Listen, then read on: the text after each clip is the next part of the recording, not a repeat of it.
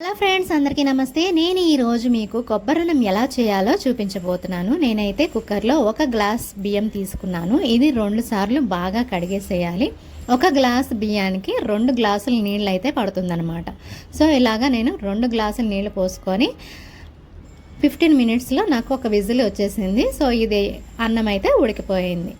ఇప్పుడైతే నేను ఒక కొబ్బరి చిప్ప తీసుకుంటున్నాను. 1 గ్లాస్కి 1 కొబ్బరి చిప్ప అయితే సరిపోతుందన్నమాట. దీన్ని చిన్న చిన్న పీసెస్గా చేసుకొని మనం మిక్సీ జార్లో వేసుకోవాలి. మిక్సీ జార్లో వేసుకొని కొంచెం ఫైన్గా పౌడర్ లాగా చేసుకోవాలి. మనం ఇందులో అసలు వాటర్ అనేది కలపకూడదండి. వాటర్ అనేది కలిపితే అది పాలు లాగా వచ్చేస్తుంది అనమాట.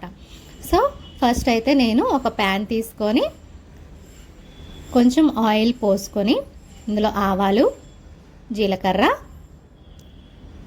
శనగపప్పు, పల్లీలు,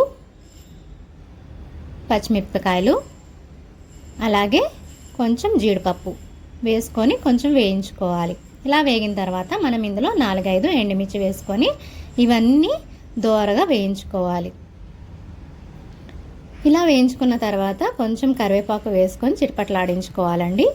ఇలా ఇందులో తర్వాత మనం 1 కప్పు కొబ్బరి తురుము అనేది ఇందులో వేసుకుంటున్నాము. ఇది కొంచెం పచ్చివాసన పోయేదాకా మనం ఆయిల్లో ఫ్రై చేసుకోవాలి.